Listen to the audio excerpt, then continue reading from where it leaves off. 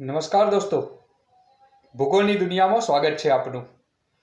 દોસ્તો, આ સાથે ધોરણ 12 ભૂગોળની અંદર 10મો પાઠ વૈશ્વિક સમસ્યાઓ ભૌગોલિક પરિપ્રેક્ષ્યમાં એનો ત્રીજો ભાગ અહીંયા રજૂ કરી રહ્યો છું। દોસ્તો, અગાઉના પહેલા અને બીજા ભાગમાં એક ભાગમાં જળ પ્રદૂષણ અને બીજા ભાગની અંદર વાયુ પ્રદૂષણની ચર્ચા કરી હતી। દોસ્તો, આપણે આ ભાગની અંદર ભૂમિ પ્રદૂષણની ચર્ચા કરીશું કે ભૂમિ પ્રદૂષણ એ શેના આધારે ફેલાય છે અને એની અસરો શું છે। તો ચાલો દોસ્તો, વાતો કર્યા વગર આપણે શરૂ કરીએ સીધો જ ભૂમિ પ્રદૂષણનો મુદ્દો। દોસ્તો, આપણે આગળના ભાગમાં જળ પ્રદૂષણ અને એનાથી પછીના ભાગમાં વાયુ પ્રદૂષણ સુધીનો અભ્યાસ કર્યો હતો। હવે આ પાઠના આ ત્રીજા ભાગની અંદર આપણે ભૂમિ પ્રદૂષણનો અભ્યાસ કરીશું। દોસ્તો, ભૂમિ પ્રદૂષણ એટલે જમીનનું પ્રદૂષણ અને આ જમીનનું પ્રદૂષણ પણ ઘણે બધે અંશે નુકસાનકારક છે। દોસ્તો, આપણને ખબર છે કે જમીન જે છે એ આપણને ખોરાક પૂરો પાડે છે, સાથે સાથે વસ્ત્રો પણ પૂરા પાડે છે અને એ નિવાસની પ્રાથમિકતા પણ પૂરી પાડે છે।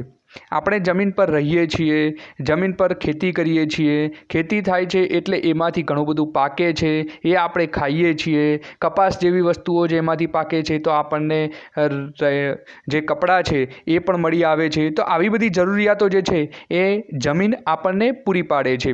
તો જમીન આપણને આવી કેટલાક પ્રકારની પ્રાથમિક જરૂરિયાતો પૂરી પાડે છે, પણ કેટલીક વખતે એ જમીનનું જો પ્રદૂષણ થાય, એની ગુણવત્તામાં જો ઘટાડો થાય તો આપણને ઘણું બધું નુકસાન ભોગવવું પડે છે। આવી જમીનની ગુણવત્તામાં થતો ઘટાડો એને ભૂમિ પ્રદૂષણ તરીકે ઓળખવામાં આવે છે, એને ભૂમિ પ્રદૂષણ કહેવામાં આવે છે। આ ભૂમિ પ્રદૂષણ જે છે એ શેના કારણે ફેલાતું હશે દોસ્તો? આપણે જોઈએ તો એક ઔદ્યોગિક કચરાનો નિકાલ, યોગ્ય નિકાલ ન થાય તો જમીનનું પ્રદૂષણ થાય છે। બીજું, રાસાયણિક ખાતરો અને જંતુનાશક દવાઓનો દુરુપયોગ, વધારે પડતા એના ઉપયોગથી જમીનનું પ્રદૂષણ ફેલાય છે। આ ત્રણ બાબતો મુખ્ય એવી છે કે જેના કારણે જમીનનું પ્રદૂષણ ફેલાય છે અને એની ગંભીર અસરો લાંબા ગાળે અનુભવાય છે, જે આપણે ભોગવવી પડે છે। ઔદ્યોગિક કચરો, દોસ્તો, ઉદ્યોગોમાંથી જે કચરો નીકળે છે એમાં ખાસ કરીને ગંદુ પાણી, કેમિકલયુક્ત પાણી અને એવું જે પાણી છે એ પાણી જ્યારે જમીન પર જ્યારે ઠાલવવામાં આવે છે ત્યારે એ કેમિકલયુક્ત પાણી જમીનની અંદર ઉતરે છે। જમીનની અંદર ઉતરે એટલે જમીનના અંદરના સ્તરોને તો નુકસાન કરશે જ, ભૂમિગત જળને તો નુકસાન કરશે જ, પણ એ જમીન જે છે ઉપરની, કે જે ઉપજાઉ જમીન હોય, જેની અંદર ખેતી થઈ શકતી હોય, એવી જમીનમાંથી બધા જ પ્રકારના તત્વો નાશ પામે છે અને એના કારણે એ જમીનનું પ્રદૂષણ વધે છે। બીજી બાબત છે રાસાયણિક ખાતરો। દોસ્તો, રાસાયણિક ખાતરો અને જંતુનાશક દવાઓ આજે ખેતીની અંદર વધુ ઉપજ લેવાની લાહેમાં ખેડૂતો પુષ્કળ પ્રમાણમાં તપાસ કર્યા વગર કે જોયા જાણ્યા વગર રાસાયણિક ખાતરો અને જંતુનાશક દવાઓનો બેફામ ઉપયોગ કરે છે અને એના કારણે બને છે એવું કે એ ખેતરની ફળદ્રુપતા તો નાશ પામે જ છે, પણ સાથે સાથે જ્યારે વરસાદ પડે છે, વરસાદ ખેતરનું પાણી જે છે એ ખેતરની અંદર ભરાય છે, એ જે જંતુનાશકો અને રાસાયણિક ખાતરો જે જમીનની અંદર ઓગળે હોય એ પાણીની અંદર ઓગળે છે અને પછી જ્યારે વધુ વરસાદ પડે ત્યારે ઉભરાઈને એક ખેતરમાંથી બીજા ખેતરમાં એ પાણી જાય છે, ત્યારે એવું બને છે કે બીજા ખેતરને પણ પ્રદૂષિત કરે છે। એમ કરીને બીજા ખેતરમાંથી ત્રીજા ખેતરમાં એમ કરતાં કરતાં એ પાણી આગળ વધતું જાય છે અને એ પ્રદૂષિત પાણી આગળની બધા જ ખેતરોને, બધી જ જમીનોને નુકસાન કરતું કરતું એ ચાલ્યું જાય છે। તો આવી રીતે જમીનનું પ્રદૂષણ ફેલાય છે અને એની ગંભીર અસરો થાય છે।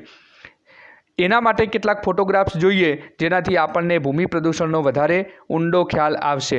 દોસ્તો, અહીંયા જોઈ શકીએ છીએ કે આપણે આ ઉદ્યોગોનું ગંદુ પાણી અહીંયા આ જમીન પર, ખુલ્લી જમીન પર ઠાલવેલું છે અને એના કારણે આ કેમિકલયુક્ત પાણીના લીધે આ આજુબાજુની જે જમીન છે એ બધી જ જમીન બિનફળદ્રુપ બની ગઈ છે, ઉપજાઉ વગરની બની ગઈ છે કે જેની અંદર કશું જ ઉગી શકે એવી કેપેસિટી હોતી નથી। એટલે આ પ્રદૂષિત ભૂમિ તરીકે આને ઓળખી શકીએ। બીજો ફોટોગ્રાફ જોઈએ તો અહીંયા જુઓ દોસ્તો કે આ નદી કિનારો છે, ધાર્મિક સ્થળ છે કે જ્યાં ઘણી બધી પૂજા વિધિની બધી સામગ્રી જે છે એ બધી અહીંયા પડેલી હોય છે અને આવી બધી સામગ્રી જે આપણે ધર્મ માટે વાપરીએ છીએ પણ સ્વચ્છતા જાળવતા નથી અને એના કારણે આવું કેમિકલ્સ, આવું બીજી કેટલીય વસ્તુઓ એ નદી કિનારે પડી હોય છે અને એ જ્યારે સુકાય, કોહવાય, ગંદકી થાય અને પછી જ્યારે નદીમાં થોડુંક પાણી વધારે આવે ને એટલે આ બધું ખેંચાઈ જાય અને ખેંચાઈને નદી આગળ લઈ જાય। આગળ તો લઈ જાય પણ જ્યારે નદીમાં પાછો એ પ્રવાહ વધે ત્યારે નદી કિનારાના કેટલાય દૂર દૂરના પ્રદેશોમાં આ બધી ગંદકી ઠલવાય છે અને પછી એ ગંદકી જ્યારે પાછી વળી અને પાણી એનું સંકેલી લે ત્યારે એ ગંદકી એ જમીન પર ઠલવાયેલી રહે છે અને એના કારણે એ જમીન પણ પ્રદૂષિત થાય છે। એટલે જમીનનું પ્રદૂષણ આ રીતે પણ વધે છે નદીઓના કિનારાના ગંદા ભાગોના કારણે। તો દોસ્તો આપણે એ પણ બાબત ધ્યાનમાં રાખવી જોઈએ। ત્યારબાદ ભૂમિ પ્રદૂષણની અસરોની આપણે વાત કરીએ કે ભૂમિ પ્રદૂષણના કારણે કેવા પ્રકારનું નુકસાન આપણે ભોગવવું પડે। તો ક્યારેક ભૂમિ પ્રદૂષણ જે છે એની સંપૂર્ણ ઉત્પાદકતા ગુમાવી દે એટલે કે એ તદ્દન નિરુપયોગી બની જાય, એમાં કોઈ પણ પ્રકારનું પોષક તત્વ રહે નહીં, જમીનની ગુણવત્તા બદલાય તો એના કારણે જે તે પાકની તરાહ જે છે એ પણ આપણે બદલવી પડે। ધારો કે ખેતરમાં કોઈ એક પાક ઉગે છે પણ લાંબા સમય પછી એ જમીનની ફળદ્રુપતા નાશ પામી છે અથવા એની ગુણવત્તા બદલાઈ છે તો એના કારણે હવે એ પાક એ ખેતરમાં થશે નહીં એટલે આપણે બીજો પાક ઉગાડવા માટે મજબૂર બનવું પડે અને સરવાળે શું બને છે? રોજગારી અને લોકજીવન પર એની અસર થાય છે। નકામી બનેલી જે ભૂમિ હોય એને પુનઃ ઉપયોગી બનાવવાની પ્રક્રિયા જે છે એ ખૂબ જ લોબી છે, અટપટી છે અને ખર્ચાળ છે। એટલે જમીનની અંદરનું પ્રદૂષણ જે છે એ કોઈ પણ ભોગે આપણે દૂર કરી શકતા નથી, એને અટકાવી શકતા નથી, પણ હા આપણે અગાઉથી આગોતરા યોગ્ય પગલાં લઈએ તો ભૂમિ પ્રદૂષણને અટકાવી શકીએ છીએ। આવા પ્રકારના રાસાયણિક ખાતરોનો જો આપણે ઉપયોગ ઓછો કરીએ, આપણે જંતુનાશક દવાઓનો ઉપયોગ ઓછો કરીએ, એને બદલે આપણે જૈવિક દવાઓનો ઉપયોગ કરીએ, ઓર્ગેનિક દવાઓનો ઉપયોગ કરીએ, છાણિયું ખાતરનો ઉપયોગ કરીએ તો આપણે આપણા ખેતરને ભૂમિ પ્રદૂષણની અસરથી નાબૂદ કરી શકીએ છીએ। એ જ રીતે કંપનીઓ જે છે એ ખેતીના ખોટા પેલું ન કરે તો એનું પણ ધ્યાન રાખવું જોઈએ। આવી જમીનમાંથી નીચે ઉતરતું જે પાણી છે એ ભૂમિગત જળને પણ પ્રદૂષિત કરે છે એટલે કે જમીનની અંદર જે ભૂમિગત જળ જે કૂવાઓ કે બોરની અંદર જે પાણી આવે છે એ પાણી પણ ઘણું બધું નુકસાન કરતું હોય છે, તો આપણે એ બાબતનું પણ ધ્યાન રાખવું જોઈએ। સુંદર નયનરમ્ય દ્રશ્યો હોય જે કેટલીક આમ કુદરતી સૌંદર્યવાળા સ્થળો હોય એ સ્થળો પણ આ ભૂમિ પ્રદૂષણના કારણે ઉજ્જડ બની જાય, વેરાન બની જાય અને એના કારણે કુદરતી સૌંદર્ય નાશ પામે છે। કેટલાક પ્રદેશો એવા હોય કે સુંદર ઘાસ ઉગતું હોય, વનસ્પતિ થતી હોય, ફૂલો બનતા હોય પણ એ જમીન જો પ્રદૂષિત બની જાય ને તો ત્યાંના ફૂલો બધા નાશ પામી જાય છે અને એ ઉજ્જડ જમીન બની જતી હોય છે દોસ્તો। તો આપણે આ વાત કરી ભૂમિ પ્રદૂષણની અસરોની। હવે એના પછી ધ્વનિ પ્રદૂષણનો મુદ્દો છે એ આપણે નવા ભાગની અંદર જોઈશું।